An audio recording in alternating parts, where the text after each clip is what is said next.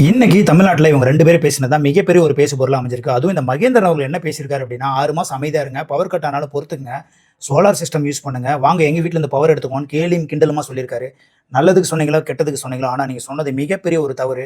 நாங்க என்ன சொல்றோம்னா, நீங்க 6 மாசம் படத்துல நடிக்காதீங்க. ஷூட்டிங் போகாதீங்க. வீட்டுக்குள்ளேயே இருங்கன்னா இருக்க முடியுமா? உங்களுக்கு வலிக்கும்ல.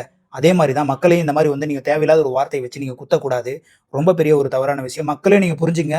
இது இவருடைய தனிப்பட்ட கருத்து. இது ஒரு பக்கம் இருக்க, இன்னொரு பக்கம் லாரன்ஸ் மாஸ்டர் பேசினது மிகப்பெரிய ஒரு தப்புங்க. அவரும் அவரோட தனிப்பட்ட கருத்த தான் வச்சிருக்காரு.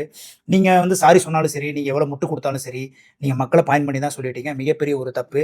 மக்களே தயவு செஞ்சு சொல்றேன். இவங்க 2 பேரும் இவங்களோட தனிப்பட்ட கருத்துனால, நீங்க தலைவர் விஜய் தான் நீங்க தப்பா பேசிட்டு இருக்கீங்க. நான் அதிகமான ரீல்ஸ்ல பார்த்துட்டு இருக்கேன். என்ன இப்படி பேசுறாரு? இதுக்கு எதுவுமே கண்டுக்கல விஜய் அவர்கள். ஏன் கண்டுக்கணும்? புரியல. அவங்களோட தனிப்பட்ட கருத்த பேசுற விஜய் சார் என்ன என்ன என்ன கேட்க முடியும் அவங்கள? புரியல எங்களுக்கு. இது ஏதோ அமைச்சரோ, இல்ல வந்து கட்சி மிகப்பெரிய பொறுப்புல இருந்தாங்கன்னா, ஓகே. போய் கேட்கறது ஓகே. இவங்க அவங்களோட தனிப்பட்ட கருத்து. இப்ப நான் பேசுறேன்னா, இது என்னோட வீடியோவா, இது என்னோட தனிப்பட்ட கருத்து. அதே மாரி உங்க தனிப்பட்ட கருத்த சொல்றீங்க. ஆனா, நீங்க ஒருத்தர திட்டுறீங்க. அத யோசிச்சு திட்டுங்க. ரைட்டா? நம்ம திட்டுறது கரெக்ட்டா தான் திட்டுறோமா? அவங்களால தான் இது நடந்துச்சான்றத யோசிச்சு திட்டுங்க. அதான் நான் சொல்ல வரேன்.